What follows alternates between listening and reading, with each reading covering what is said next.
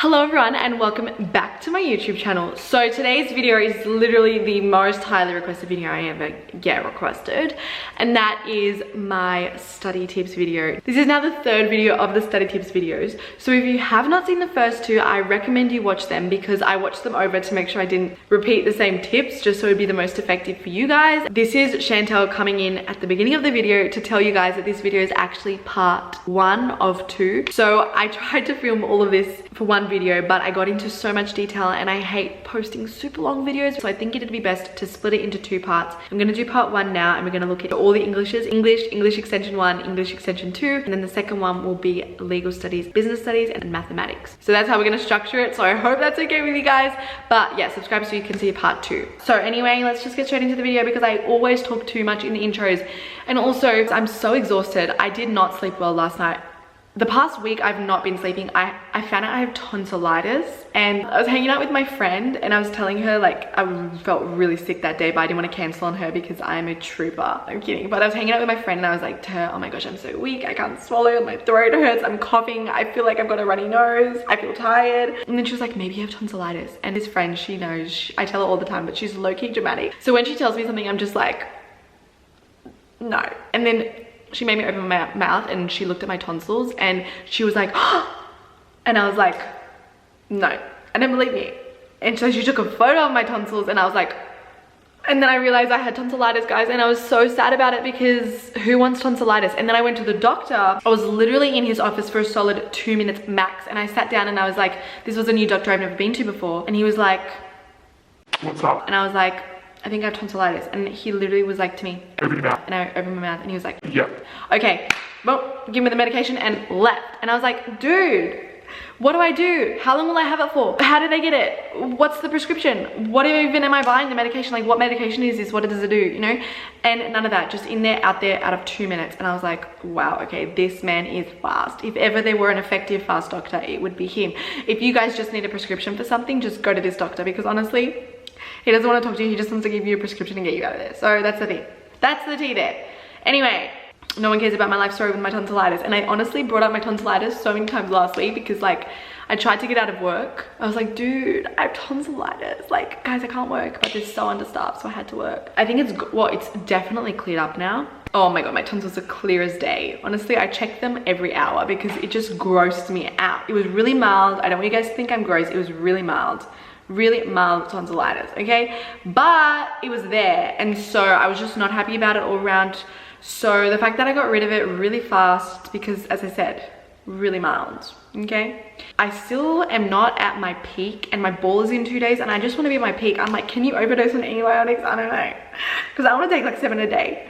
I'm kidding. I'm only taking 4. I'm literally kidding. I do not do that. And it's got nothing to do with this video, and I don't want to waste your time because you guys should be productively studying. So let's get straight into the video.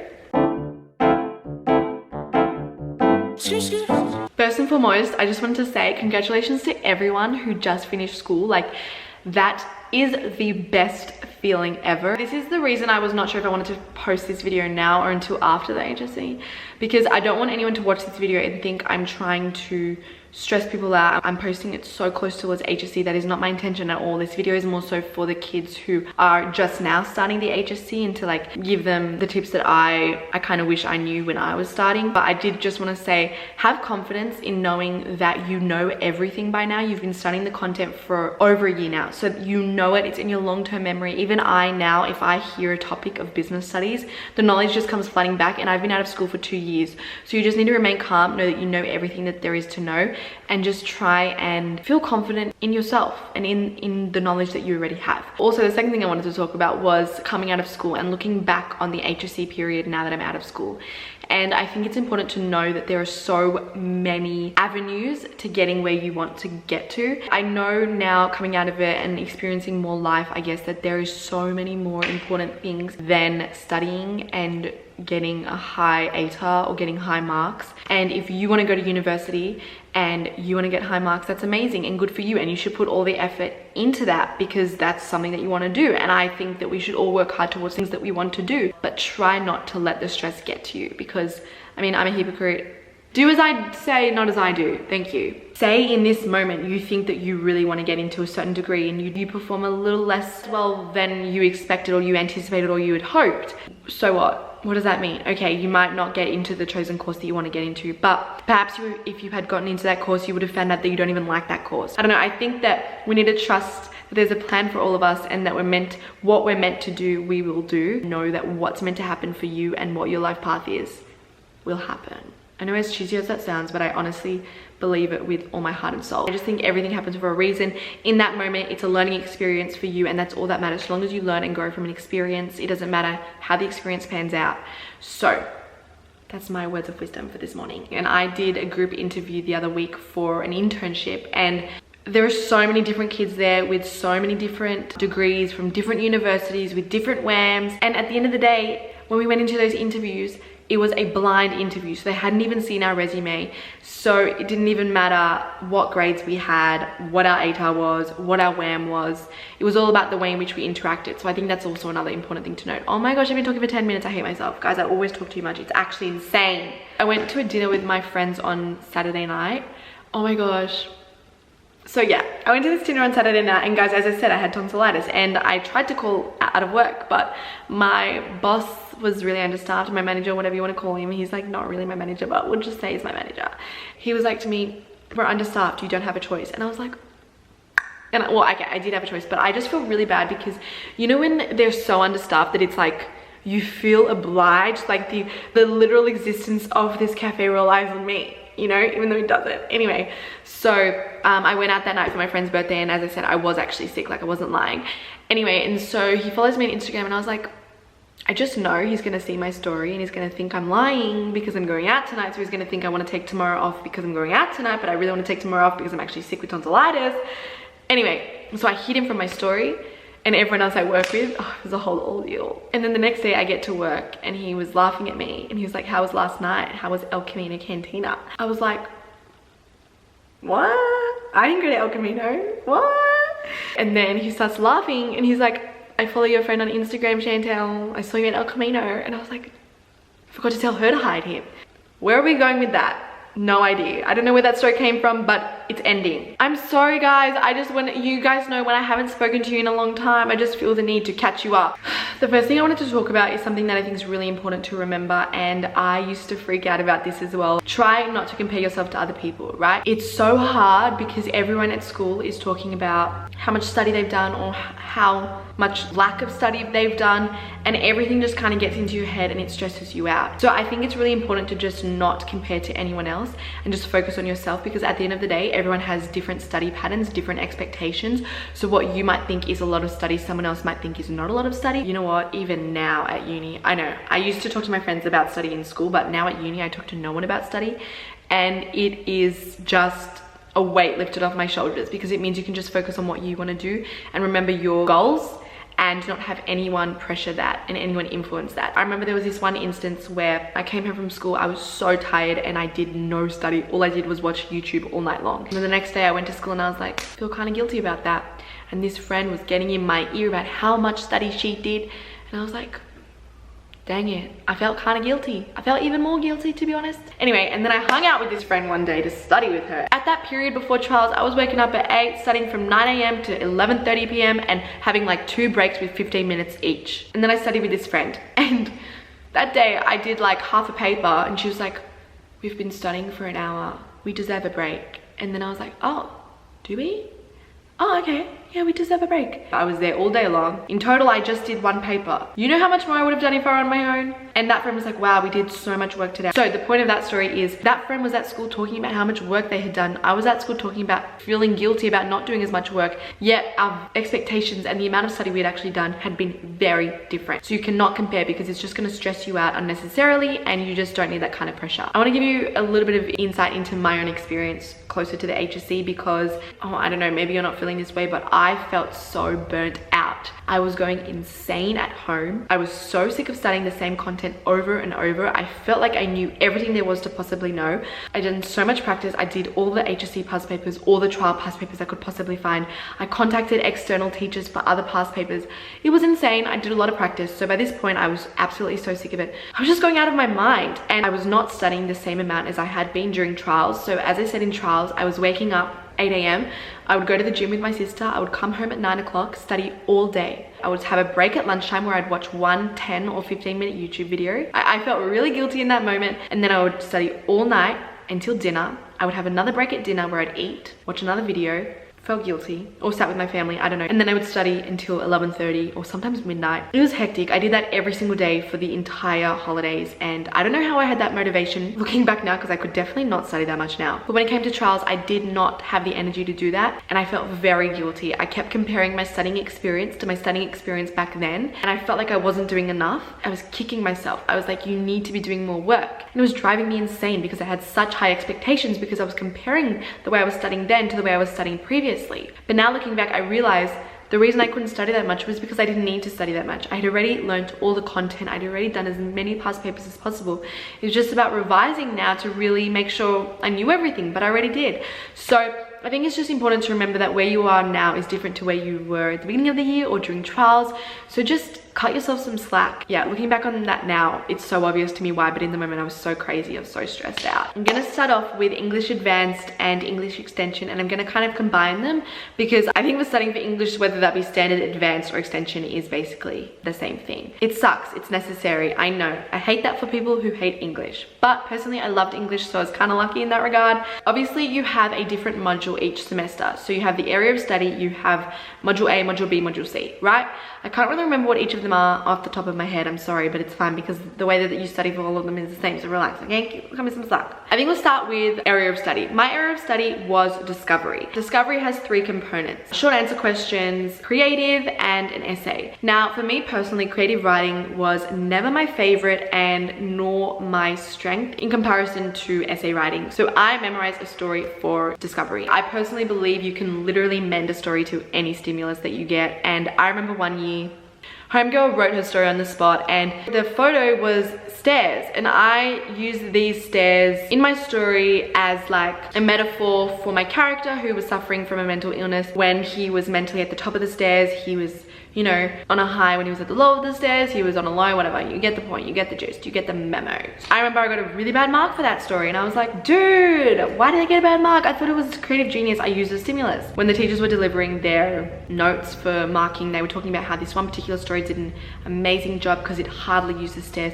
The stair was just an inspiration for the story, and I was like, AKA, in other words, they used their own story and quickly adapted the stairs to the story, and you're saying it's a good story? Are you joking? So anyway, after that moment, I realized pre-preparing stories really works. In terms of the short answer component, just practice. I think if you can just practice analyzing and identifying techniques, identifying the purpose of a text, then you should be right for that part. And I don't think that the short answer is that difficult. So I think the short answer is just about practicing being analytical, because at the end of the day, you need to analyze and you need to make an argument more so than just describing. Like, the teacher knows that the color in the background is black, or the teacher knows that that's a simile, okay? What does a simile say for the text? What does a simile say in terms of discovery or whatever your area of study is? So in terms of essays, I have 2 different techniques for studying, and it just depends on what works for you. So first and foremost is identifying themes in your text. I personally chose 2 themes because in every essay I was always writing a comparative essay. So I think 2 themes just works because you can do one theme and look at one text in one paragraph, use that same theme and look at another text in the second paragraph. The next paragraph, you look at the second theme in that text, and then the second theme in the other text. So you have 4 paragraphs altogether. So I think it just works best with 2 themes. But that's year 12 and that's comparative essays. You might not be writing a comparative essay, and in that instance, I think 3 themes works best. So you have 3 paragraphs, 1 theme per paragraph, and you're writing it on 1 text. Whereas 2 themes per text, 4 paragraphs, and you're writing that on 2 texts. So hope that makes sense. And from those themes, using those themes for absolutely any essay you get. say we're doing, let's think of a text because my memory is really blurred. Okay, so an example I want to give you is for Extension English 1. So in Extension English, I did textual dynamics, and my 2 themes were the subversion of narrative conventions and play conventions. That was one of my themes. And the second theme was technical playfulness and compassion for character. Those are my 2 themes, and they related to both of my texts. So I did Italo Calvino, I don't even know, guys. Italo Calvino's If on a Winter's Night a Traveler and Pirandello's 6 Characters in Search of an Author. So say subversion of narrative conventions, I looked at that in If on a Winter's Night a Traveler. Then the next paragraph, I'd look at that in 6 Characters in Search of an Author. In the following paragraph, I'd look at the second theme, which was compassion for character, and I'd look at that in 6 Characters in Search of an Author. And then the last theme would be in If on a Winter's Night a Traveler. So that was kind of like the structure of my essay. If I was doing a comparative essay looking at a core text, If on a Winter's Night a Traveler, and then a related text, which was 6 Characters in Search of an Author. Moving on. The reason I say 2 themes, guys, is because the other thing is, if you can get 2 themes that can literally apply to any question, as you can see, those themes can honestly apply to any question. What that means is that in each of those themes, I found quotes, I analyzed those quotes, and I argued why those quotes were relevant, and I'll get into that in a second, for each of those themes, which meant that basically my entire essay had been planned to a T, and I was so prepared for the essay. So there are 2 options here. You can plan the entire essay and memorize your arguments, your analysis, your techniques, your quotes, or you could write the entire essay and memorize everything basically, and you're set again. So I think it's just whatever works. I know a lot of people, it's like taboo to talk about, I feel like, but a lot of people memorize. Yeah, teachers hate it. The kids do it, teachers, okay, so just calm down.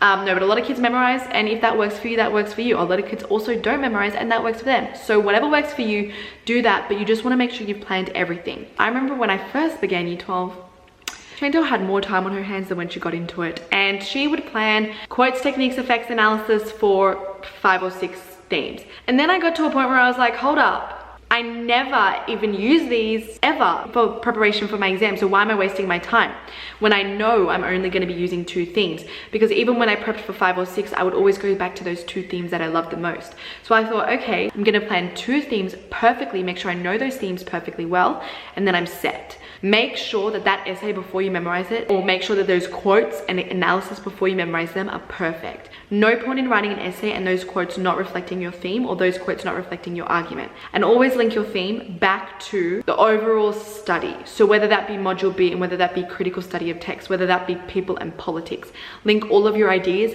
back to those central themes, and back to those, I don't want to say central themes because that's going to confuse you guys, but back to those central areas of study that you're focusing on. Another thing I wanted to say is, I think the most important thing when it comes to preparing your themes and preparing your essay is being able to adapt that to the question.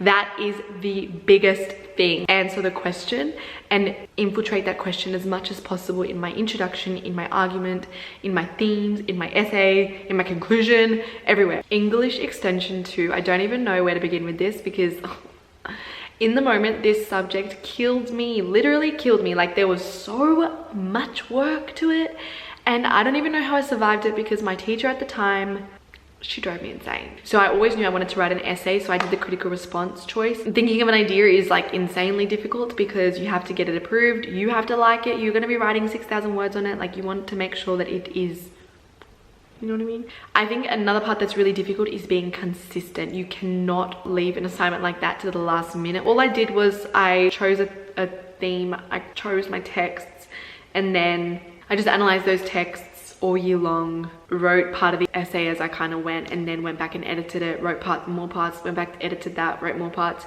You have to be consistent with that. So you've got to set yourself deadlines just so you know that you're actually going to get it done. Not really much to say there. I feel like if you've chosen English Extension 2, you probably have a good wrap around English and you'd be able to work on it. That's my tips for English. I hope that I covered everything. If you have any questions, let me know in the comments down below. I'm really hoping this is my last video for this, guys. I really feel like I'm really drawing out my post-school experience and my school experience. So let's just hope it's the last one, but if all else fails, I can do another one. Okay guys, that's it for part 1. I hope it was informative. If you have any more questions, let me know in the comments down below. I'll be sure to get to as many of them as possible. But I really appreciate you watching this, and I just wanted to say good luck to everyone who's in year 12 now. Remember, it's not the end of the world.